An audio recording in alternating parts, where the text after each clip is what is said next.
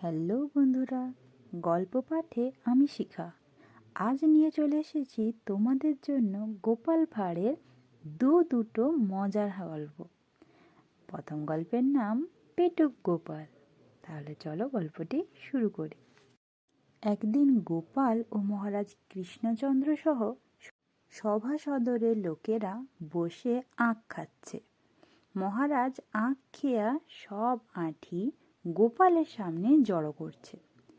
তার দেখা দেখি সভাসদের সবাই গোপালের সামনে জড়ো করছে। তখন এক সময় গোপালের সামনে দেখতে দেখতে এক ঝুড়ি আঁঠি জমা হলো। তখন মহারাজ বলল, কি হে গোপাল, খিদে কি অনেক পেল নাকি? তা না হলে এই 5 ঝুড়ি আখ খেলে কিভাবে? তা না হলে এক ঝুড়ি আঁটি হয় না, বলি পেটুক হলে নাকি?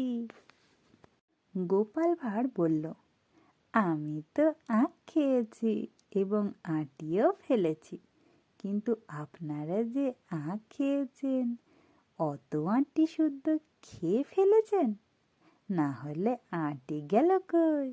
তাই বলুন, কে বেশি পেটুক? বন্ধুরা, সবাই তৈরি আছো তো পরবর্তী গল্প শোনার জন্য? তাহলে চলো পরবর্তী গল্পটি শুরু করি। এই গল্পের নাম গা চাটাচাটির ব্যাপার। মহারাজ কৃষ্ণচন্দ্র অনেকদিন আগে থেকেই ভাবছিলেন কিভাবে গোপালকে জব্দ করা যায়, কিন্তু গোপাল সেই রকম চালাক, তাকে সহজে কি জব্দ করা যায়?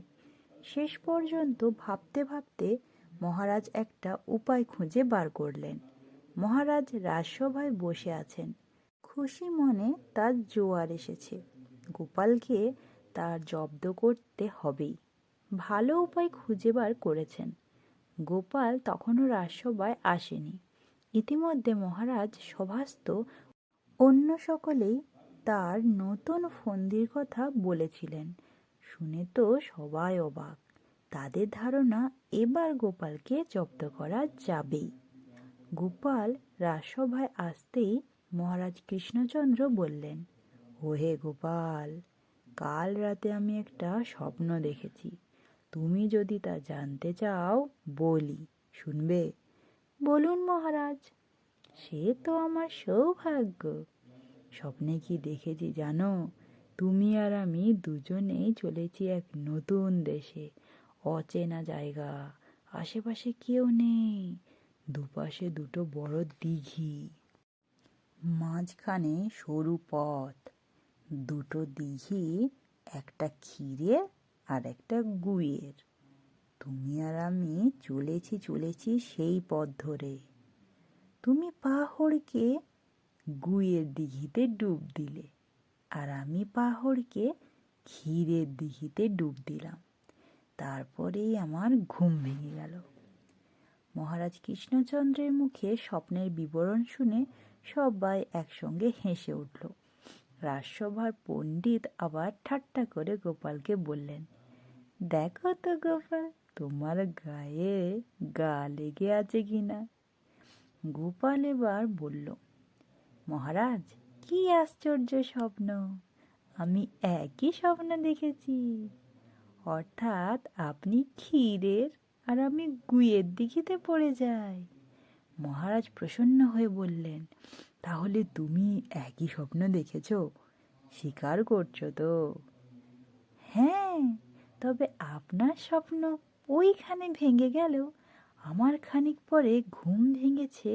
তারপরে আমি আরও কিছু কিন্তু দেখেছি।